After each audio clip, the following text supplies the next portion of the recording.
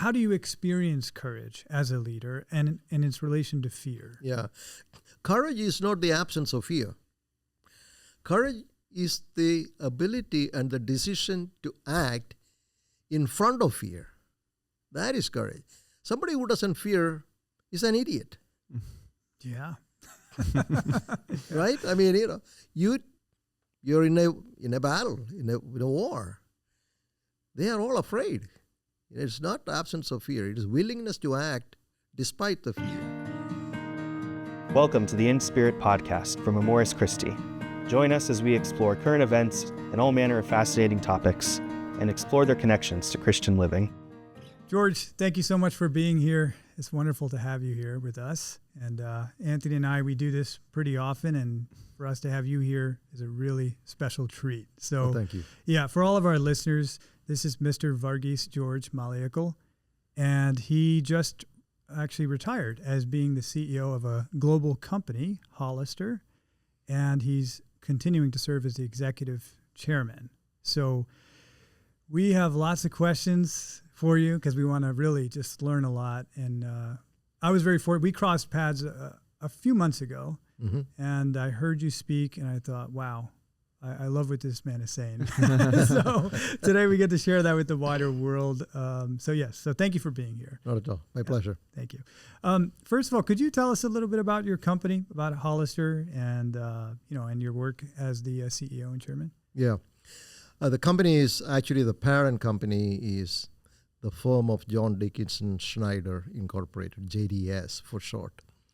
And we have two operating subsidiaries, Hollister being one, and the better known outside, and KMT as the second. One is a product company, research, manufacture, distribute, sell disposable medical supplies. The other one is a service company, providing home care service to end users in their homes. It's a 103-year-old company founded by Mr. Schneider, and it's a private company. Mr. Schneider didn't have any heirs, so out of the generosity of his heart, he bequeathed the company to the employees. He just gave it away. And we are controlled by a trust, among other trustees, and it is a perpetual trust. That means the company cannot be sold. And we run it primarily or almost exclusively for the benefit of our customers and our employees. Like I said, it's 103 years old. We have about 7,000 associates around the world, and we are headquartered near Chicago. It's a very values and principles-based company. That's great. And what are some of the countries that you operate in? Well, we're obviously in the United States, but in Western Europe, Ireland, UK, all the Nordics, Germany, France, Italy, Spain, the Netherlands, Switzerland, Austria, Japan, Australia, India. I mean, you go on. These are all direct operations. Wow. And then we have distributorship globally, all around the world. Okay. And you have to visit these places sometimes? I do. Yeah. Not sometimes. Yeah. I visit, when I was a CEO, I used to visit them very regularly. In fact, a little tidbit is that the last 2-3 years as CEO, I was home only 120 nights out of the year. Wow. The rest of the time, That's crazy. That's how you develop relationships and work with people, and so we visit these places. Oh wow, that's great. Well, I just met your lovely wife. Oh, thank you. So she bears the sacrifice too, right? Well, she has a tough career too. She's a physician. Okay. But yes. we make it work. Yeah, absolutely. How long have you been with the company now? 25 years. Oh wow. Yeah. And CEO for quite a CEO for 13 years, and prior to that, Chief Operating Officer for 4. So, wow. Amazing. So I'm going to return to the topic of leadership in a little bit, but before that, I remember the talk that I heard you give, and you spoke about the baptismal call. The call that we have as Christians in the world. And After your talk, I remember I came up to you and I said, have you read like this church document or this church document? You're like, no, not really. And I was like, wow, because you're saying the same thing that's in these documents. So I guess as a Christian, how has your faith in Christ, how has that shaped your professional life? A deep Catholic faith was instilled from a very young age. Grew up in a very devout and traditional Catholic family back in India, in Kerala. So that's the beginning. And when I came to the United States, the truth is the need to get accustomed to this culture and to succeed in that culture, in the rush, in that intense focus to make it in this country, a lot of that got buried. So this was a slow awakening, a dawning. This was not a eureka moment for me. Success was my entire focus. But, and the mantra was, do well at work, do good outside work. Mm-hmm. But as I joined this company, and the values of this company are, we talk about 4 immutable principles. Dignity of the person is the number one. And we talk about work not as a chore to make a living, but as a vocation, Really? a calling that is worthy of your total personal investment. Those words resonated. I said, there is something here that harks back to my upbringing and the values I had. That was the process. That is when it started dawning on me that I could do well and do good at the same time and do it within the Christian social principles and Christian social thought in That's this pretty- company. That's Pretty- amazing. yeah. Amazing. Yeah. I mean, most people I know, I feel like when they join corporations, it maybe makes them lose some of their values. This might have been the first time I met somebody that actually was inspired by the values of their Absolutely. corporation. Absolutely. Wow. Up to then, it was all about making it in my career, climbing the ladder, and making sure that. But this was really a moment of transformation in my own mind. And I also know people have told me that over a period of time after I joined, my leadership style started changing too. Mm. And I would attribute some of that to this recognition. Yes, in a way, your work is what allowed you to live out your faith in a way. Yeah. Yes, this was not telling everybody about Jesus Christ or anything. Yeah. That was not it. It was saying, hey, the mission of our company is to make life more rewarding and dignified for people who use our products and services. And the vision is for us to become better human beings. Wow. So that is very much founded on the Christian principles. So it was an opportunity to live out the faith without talking, about it necessarily. Do you have a perspective on the role that we as Christians, as Catholics, should play in the broader society? Like, a lot of people get involved in their parishes and do good there, but what's our responsibility beyond that? I think our responsibility is even greater outside the 4 walls of the church than it is within the 4 walls of the church. Within the 4 walls of the church, there are priests and nuns and seminarians like you all who do a great job. But who does the work outside? Because the perspective on that is our mandate, the missionary mandate of a lay person is to witness Christ, intentionally witness Christ in the world outside, because nobody else is doing that. And that permeates all the spheres of a layman's life. his family, his profession, his social life, maybe even his politics. So the mandate is quite simple, is be evangelizers, fulfill the baptismal mandate to sanctify the world, and be witnesses to Christ. No, that's great. Actually, this whole thing that we do here, this podcast called In Spirit, it's really based on that entire theme. You know, what we want to do is help Christians to think about all of the issues that the world is going through and that we go through, but from a Christian perspective, you know, because that's what we have to offer to the world. So it's very refreshing to hear you say that. Amazing. Yeah. I mean, this is not perfect, right? We try, we stumble, we fall. Yeah. And that happens every day, more often than we want. But that's not the idea of success, right? It's not whether you never fail, it's whether you continue getting up and trying, right? So yes, exactly. We try. Yes. And failure really is not so much of a concern because, you know, at least that means you're trying. You know, if you're trying and you're failing, maybe one thing that can be discouraging is for a lot of people, especially in the context of work, they feel like they're nobody. You know, they can't really influence anything, or even when you think of America or you think of the broader society, it's like, well, I just go to work, I get a paycheck, and I come back. There's not really anything that I can do. I mean, I don't know. Is there anything you can say about that?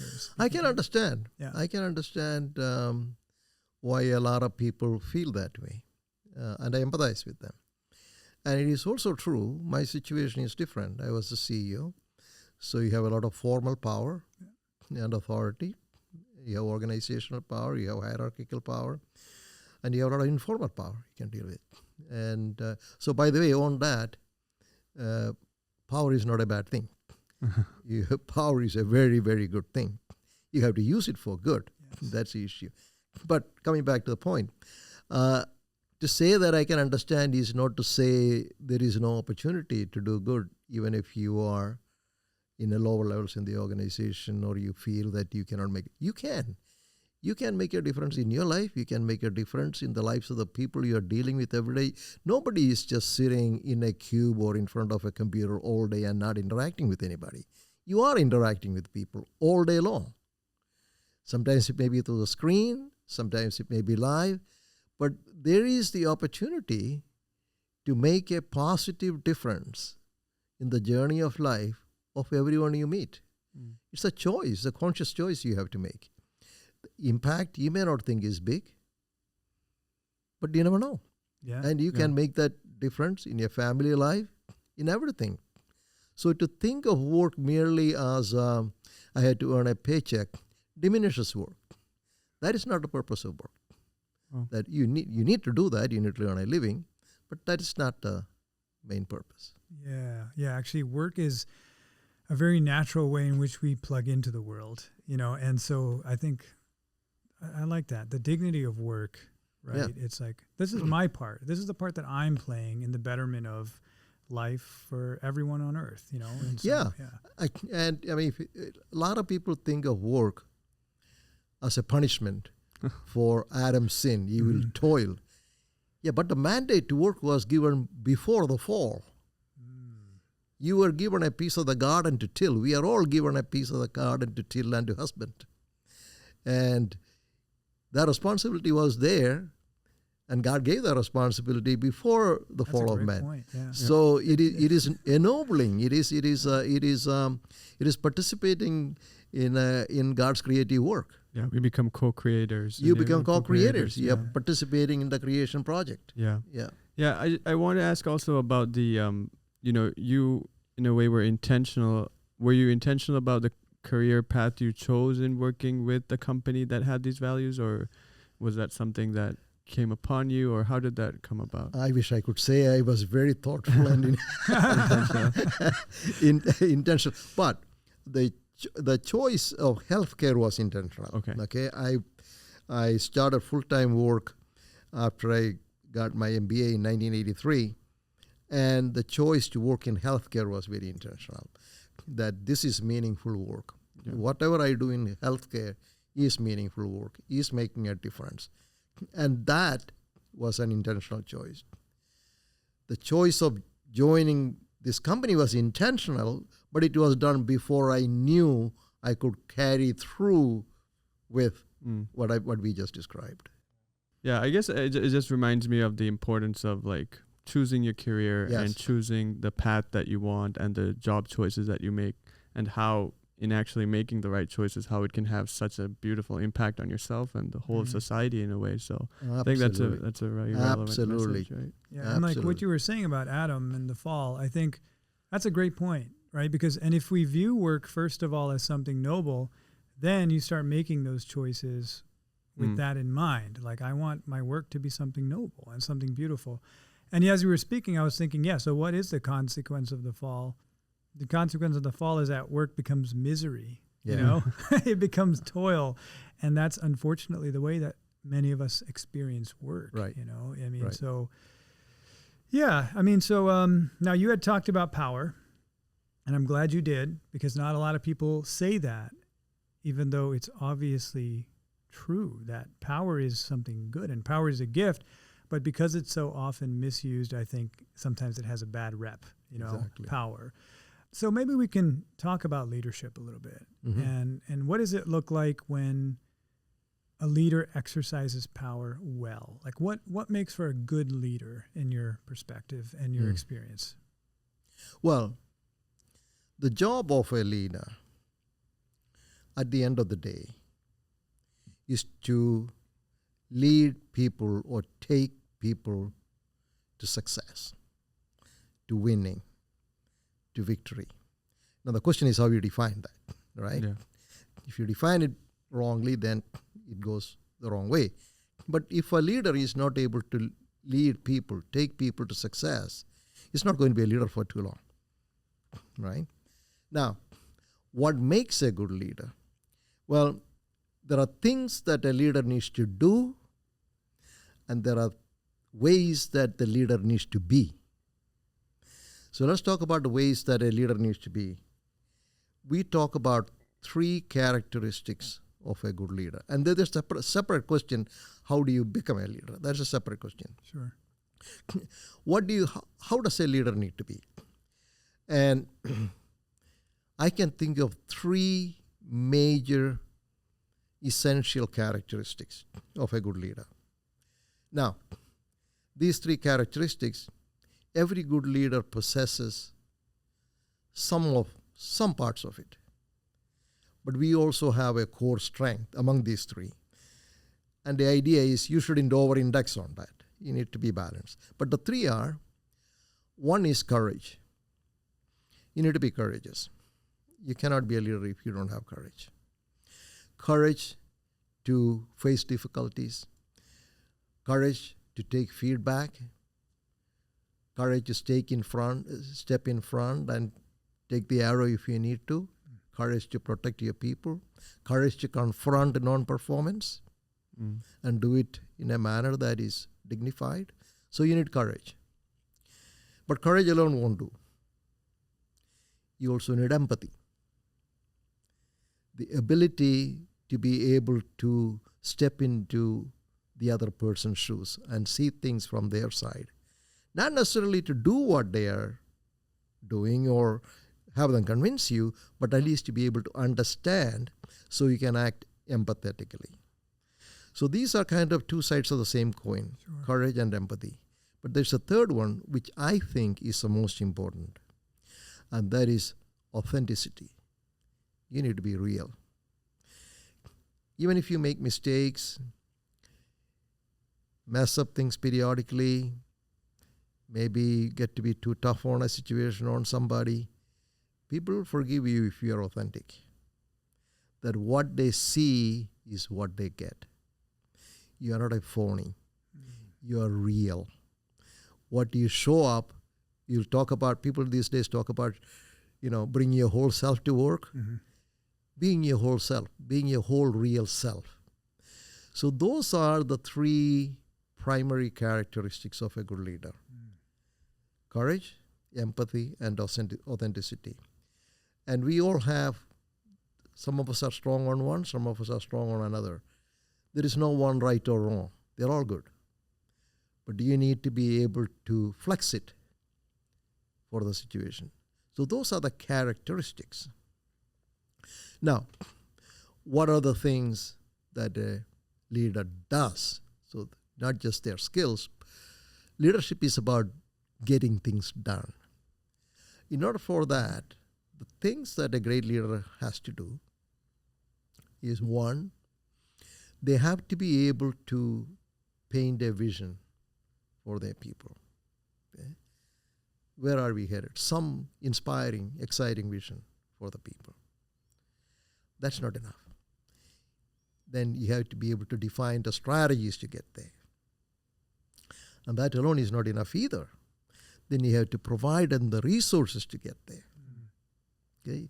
You paint the vision, define the path, get them the resources. Then you need to be able to inspire.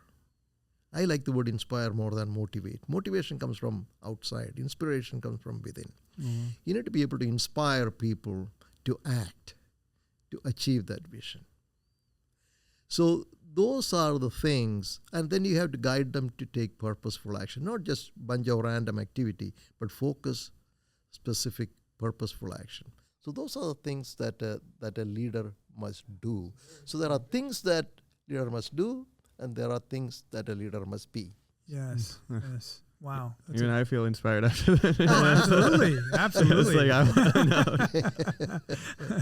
When you were describing those characteristics, I mean, when you were describing courage, the things that you require courage for, just talking about them made me afraid, you know? I mean, you're like being willing to take partly because we've all had those experiences and they're never pleasant. And I guess that's the point of courage, right? Yeah. I mean, like something that can hold a lot of people back is that when you know that you're afraid of something, right? So let's say you have to go and confront somebody and it's like, ooh, I can feel the fear.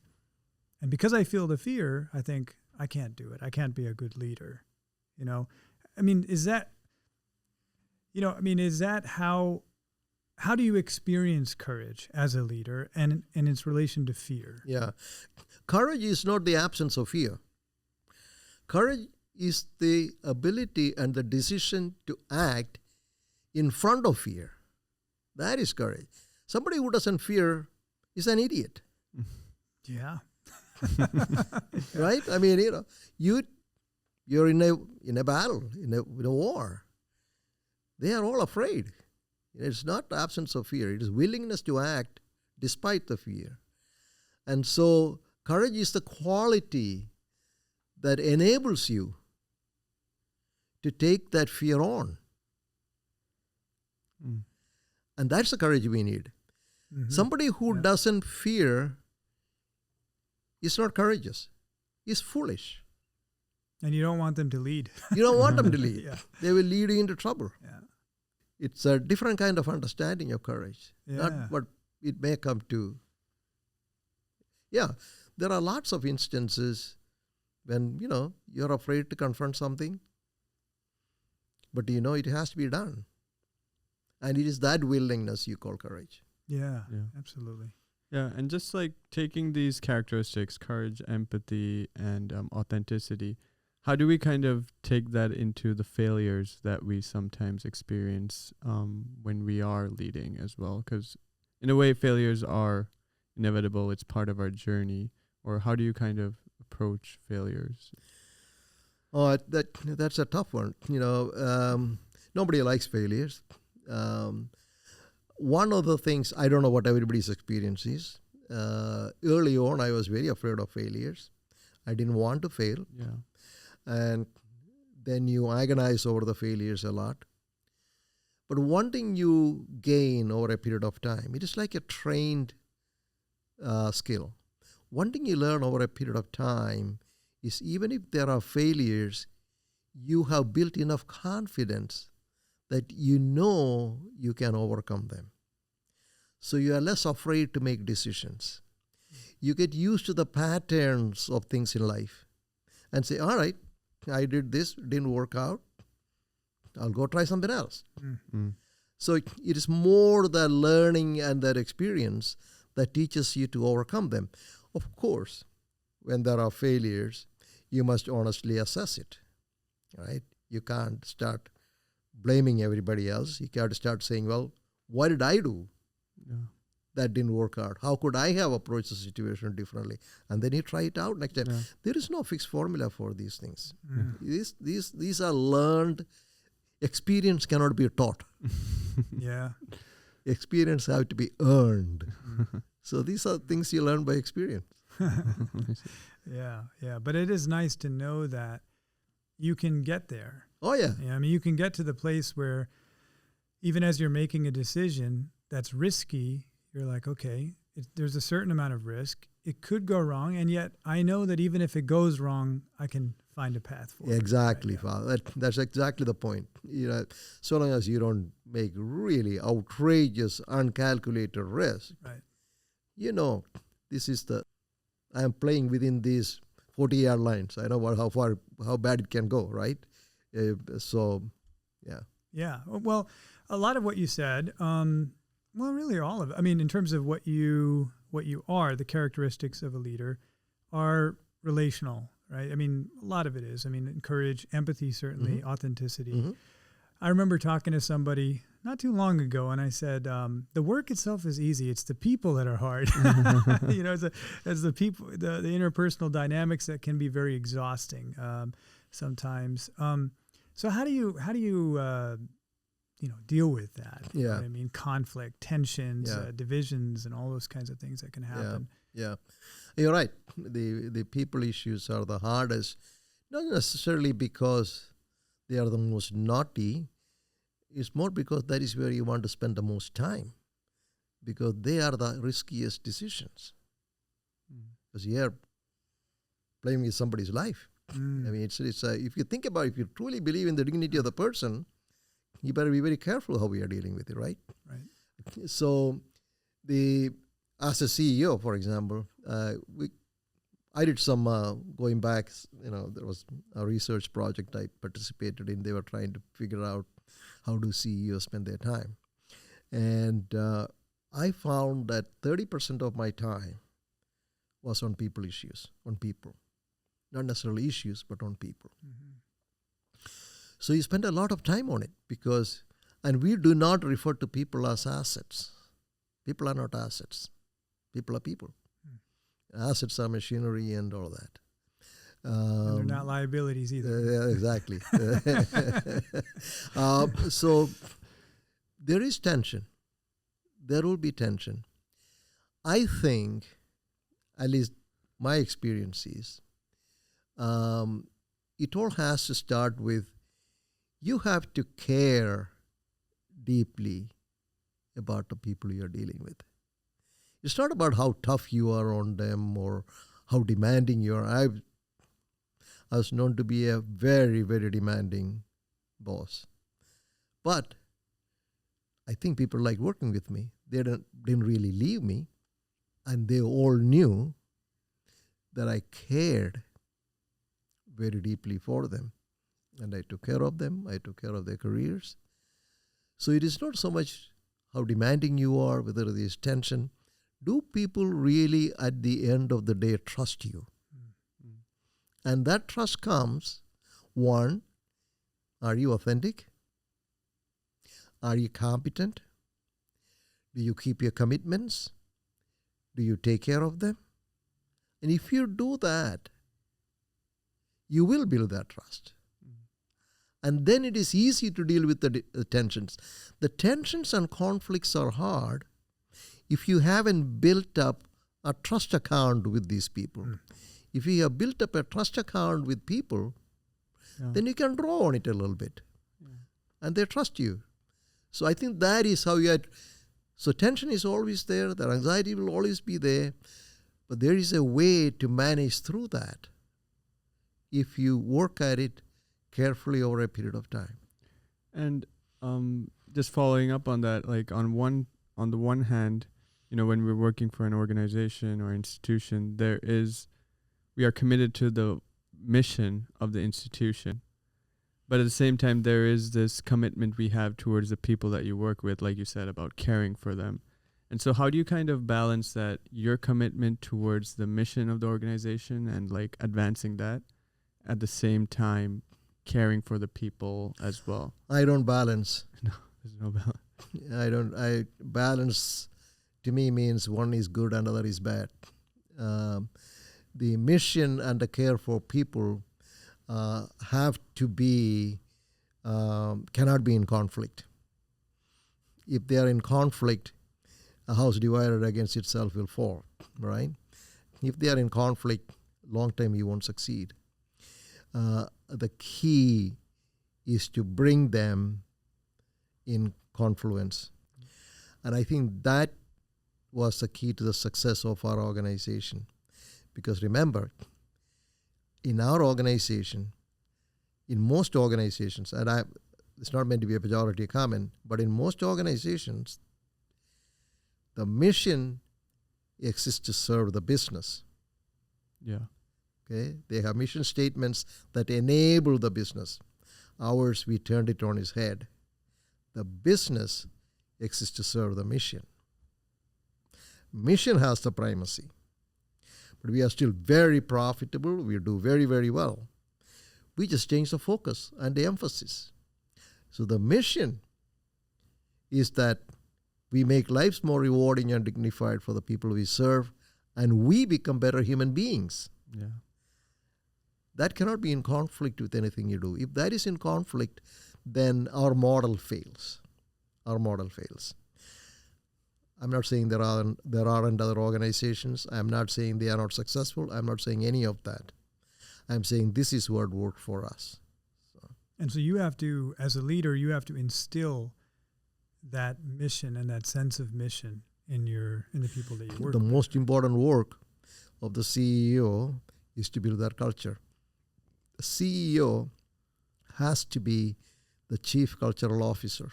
Mm-hmm. Otherwise it won't work. It has to come from the CEO down. And that is why we insisted on it.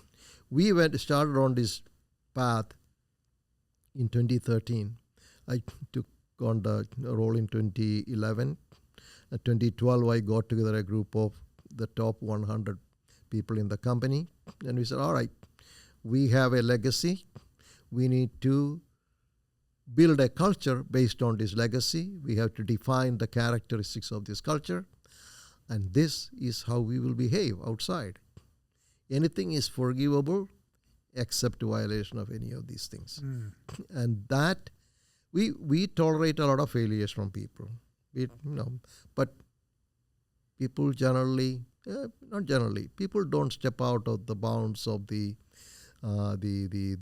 legacy and the mission and the cultural beliefs. Immutable principles, right? Immutable principles. Yeah. That's why we call them immutable principles. That's great.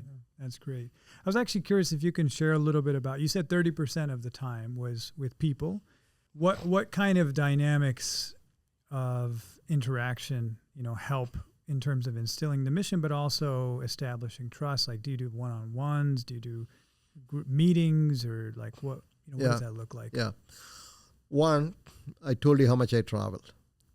And the primary purpose of travel was to meet with people. I don't talk to people on the phone unless I absolutely have to. Either go into their office or they come to my office, or I go out to the country to meet them. When I am in town, I usually have at least 3 dinners with people every week. Every lunch is with somebody. Every morning, coffee is with somebody. You meet people. I went around the world walking the factory floors, traveling with salespeople. So you build relationships, and you go into the office. You don't sit in a fancy office. You walk around, you see people, you talk to them, you have dinners with them, you talk to them about their families. Sheila would come with me after I became the CEO on my trips. They look forward to her visits. We don't talk work. We talk about kids, their interests, where they are from. So you build these relationships, and that is how you do it. You do it one-on-one. If somebody is sick, you go visit them in their home or in the hospital. If there was an accident or if there was a disaster, you are the first one to call and see if everybody is okay. If people need something, you are the first one to get in there. You have to care. Yeah. There is no substitute for caring and authenticity.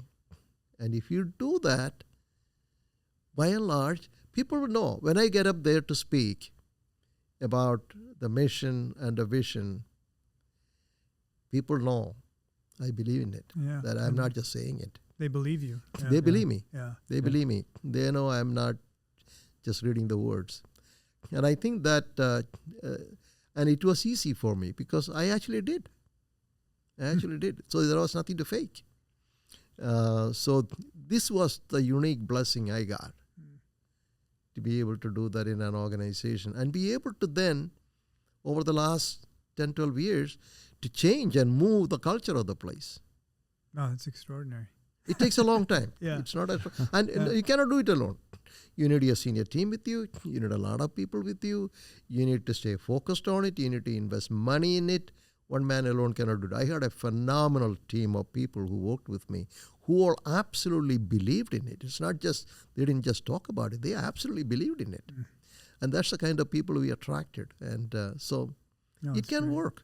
Yeah, I think, like, in a way, when you're saying all this, it's the caring for the people that really drives, in a way, your every decision, what you do, how you spend your time. And, and that's like such a, a beautiful lesson for anyone in any field, right? And so, like, what you read, what you study, what you do, how you spend your time, it all comes down to, do you care for the people around you? Yeah. And so you've spoken about two parts. One is how you have to be, the characteristics, and then what you have to do. And you didn't stop with the vision, but you took it forward from there. You just briefly you said, okay, you have to kind of establish a strategy, and then you have to provide the resources to accomplish that and all that. A lot of times, just in life in general, not necessarily in work alone, but we get stuck in just being dreamers. And I don't know, maybe Christians, we can be more guilty of that sometimes. I don't know. Maybe that's my bias, but big dreams, and which is good, which is actually very good. It's great to have dreams, but sometimes it just never goes anywhere, right? They're just one dream after the next. How do you take something from a dream to make it reality? Yeah. This is the trap that so-called visionaries fall into. Right. I have big dreams. I'm a big ideas guy. Okay? Don't bother me with the details, right? Yes. It's very fancy and very hollow because nothing happens. Nothing happens. The key to making the reality are the following. It's not enough to know, but think about this way. Okay? You have a vision. I want to go to Chicago. Okay? I want to be in Chicago. It's a great goal, right? But you do nothing about it. You're never going to be in Chicago, right? Right. Okay, what is the next step? You have to decide, do I fly? Do I drive? Do I have a motorcycle? Do I go on horseback? Whatever. You have to make a consequential choice of how you are going to get there. Okay? And among these choices, one, it's a consequential choice. And two, you have to make a trade-off. Right? You have to choose one. Then you have to decide, okay, I decide I'm going to drive. What is going to be my route? How am I going to go there? Right? You need a path to get there. Okay, I know I'm going to drive. I know this is the route I'm going to take. Then you need a car. Or you need a bus, whatever. You're going to drive, so you need a car. and the car needs gas. I needed a map. You can break this down somewhat like that. You can have a big vision, okay? And we all should have big visions. And that is what inspires people, right? You need a vision that inspires people. Then you have to be able to say, and this is how we are going to get there, okay? Those are called the key strategies.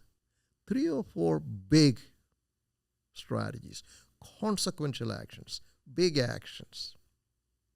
Not 20, not even 6 or 7. Because if that many, you won't get anything done. If you decide on 3 to 4, you will get it all done. If you decide on 8 or 10, you will get nothing done. Decide on a few key strategies. And in picking the 3 or 4, you are ruling out a lot of others, right? You are making trade-offs. Then you have to say, okay, these strategies demand these kind of resources. The car, the gas, right? I need these kind of resources. And then you have to, with all that, you have to be able to motivate, better inspire, but at least motivate a group of competent people to achieve that with purposeful action. Not with everybody running around doing their own thing, but saying, hey, in order for us to get to this vision, these are the 2 or 3 big things we need to do. These are the resources we need, and these are the specific actions we need to take. In corporate life, you call it a strategic plan. A strategic plan. You create a strategic plan. So vision is always needed. Okay? But you need all these other things to make it work. And then you're not done. You need to monitor performance against key milestones to make sure you are getting there. Yes, okay? Yes. You need to say, okay, I'm going to Chicago, and you don't know where the stops are, where the milestones are. You don't know where you are making progress. You don't know whether you are going to Houston. You need all these things together. So if anybody comes to you and says, I'm a big visionary, and you can say, well, I have big visions too. Right. But, how are you going to get there? Right. And I almost like the discipline of what you're saying, which is if you want to inspire people, great, but then you also need to provide the path. Yeah. Right? It's like, because otherwise, it doesn't cost you anything to say a great idea. That's the thing. You know? And like you said, trade-offs. When you start making a single choice or a single path, then there's the cost associated. That's with it, right. Yeah. If you don't have it, no trade-off, no strategy, right? Right. And you will never achieve. This is like Alice in Wonderland. Right. If you don't know where you're going, any path will lead you there. Right. I love that. So when you think of all of this, there's the interpersonal stuff and the challenges that you've presented a very optimistic, kind of inspiring vision of leadership, but with the challenges of interpersonal conflict and such, and then just the challenge of bringing something into existence from an idea. Is leadership a burden? Is it, does it ever feel like, okay, why did I sign up for this thing? That kind of thing? Or what's your experience of that? It is hard. It is tough. There is no break from the kind of role you choose to have for yourself. So it is not easy. It can get lonely. You don't really have people to confide in. You don't have confidence at that level. Maybe some board members or other CEOs, but they don't understand. They don't know your situation as well as you do. But that is for me. But leadership generally, you have peers you can talk to, but it's still hard. It's not easy. But it doesn't need to be burdensome. It doesn't need to be burdened. It cannot. It does. If it is getting to the point that it is a big burden, then something is not right. Maybe the situation is not right. maybe you're in the wrong environment, maybe it's in the wrong role. You should be joyful at the end of the day. It can be hard, but it should be joyful. To me, I found my role intellectually extremely stimulating. The interactions with people just exciting. Frankly, I couldn't wait to get up in the morning and get to work. Oh, that's great. That's the honest truth. Yeah. And I never felt it as so burdensome that I didn't want to show up. It has its rewards. Okay, it has a lot of rewards. I don't want to minimize it. It has its material rewards. It has its psychic rewards. It has its emotional rewards. It has even, one way to think about it, is spiritual rewards if you go about it the right way. But there are bad days. There are hard days. There are bad days. And especially days when people issues are involved and you have to take job actions or those kinds of things can be hard. But it's like anything else in life. It's net. If you are doing it right and if you're in the right environment, it's a joyful experience. Yeah. And what about the experiencing the weight of the responsibility, of that you're the leader of this company and, you're kind of setting the culture, setting the tone, caring for all these people, 7,000 employees in a way. How do you carry that, or how do you go about carrying that weight of responsibility? I have, to be completely honest with you, I haven't thought of it in those terms. That I know I'm carrying a big responsibility.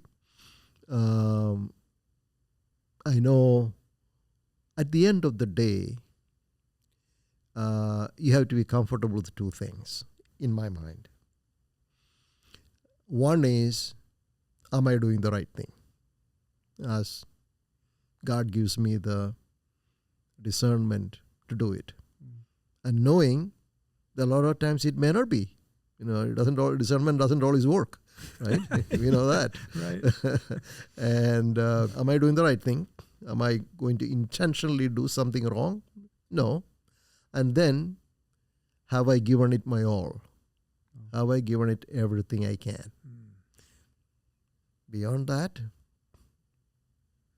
it's what it is. Hands. Yeah. It's what it is. Wow. And then the chips fall where they may, and you pick up the pieces and move on. Oh, that's a beautiful way to go about it. Yeah. Yes. Thanks for sharing that. Yeah. So what else can you do? Realistically, what else can you do? Yeah. Well, it's really at a theological level. That's an acknowledgement of our being a creature and being finite. It's like, okay, the Lord has given me this, doing the best I can, giving my all. The rest I can only leave in God's hands. It's wonderful. I do want to ask you.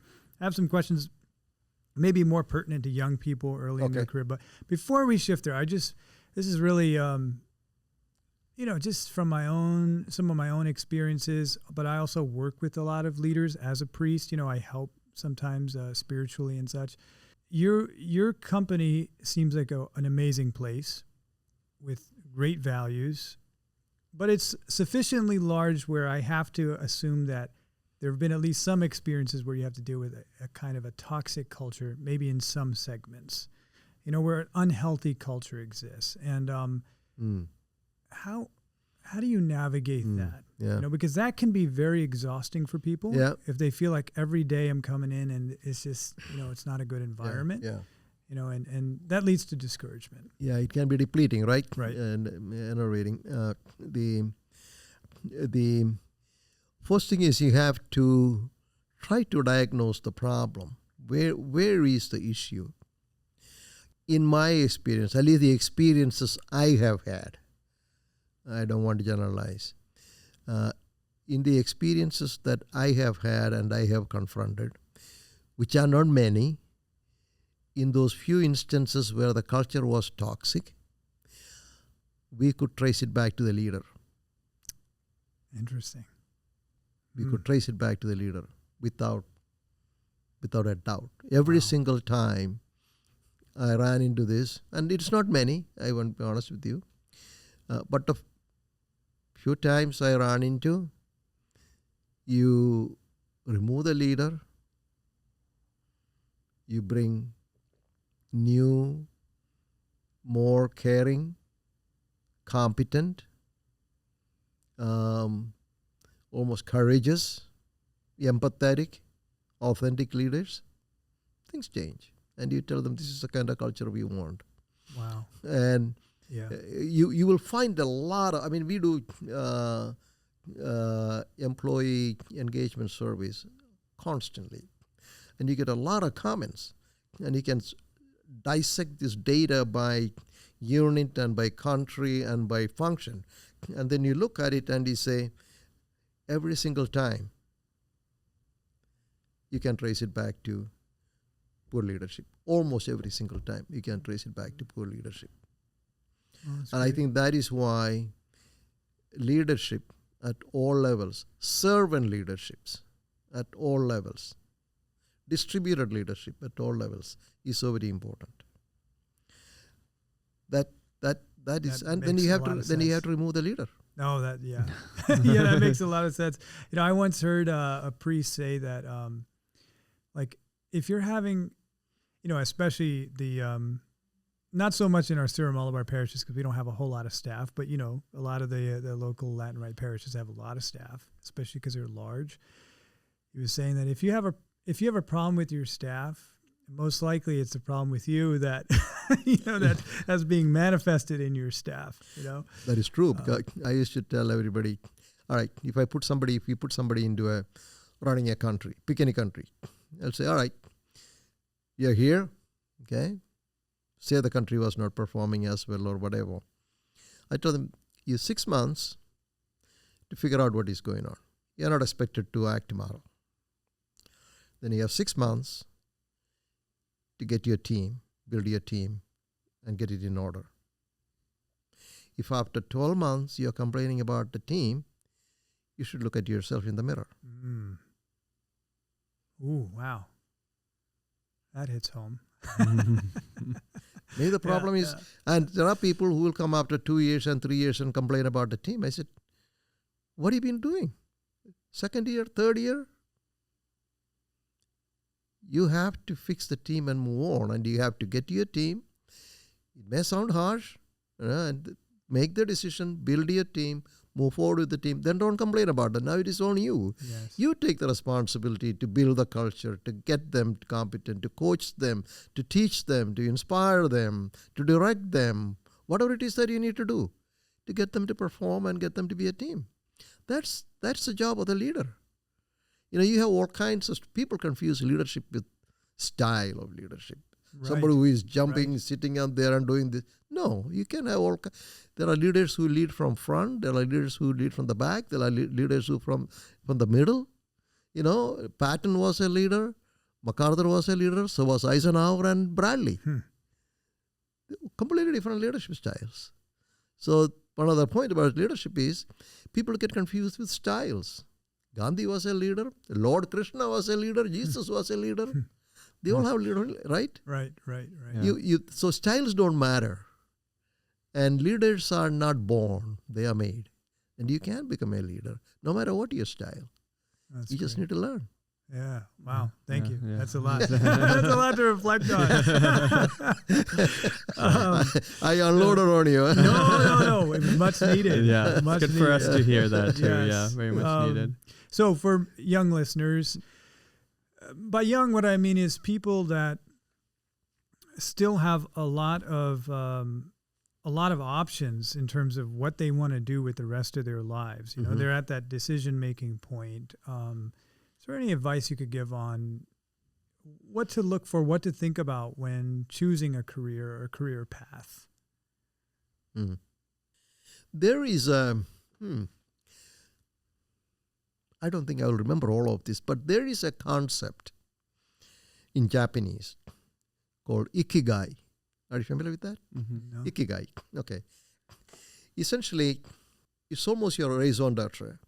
I think it's, if you think of a Venn diagram,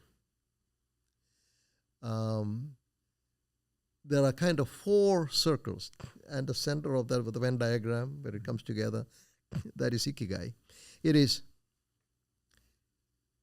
what do you love to do? What are you good at? Where can you make a living? What does the world need? These 4 questions. So if you ask yourself these questions, you can start seeing where you want to end up. If the world needs something and you love doing it, okay, it's kind of your mission, right? Yeah.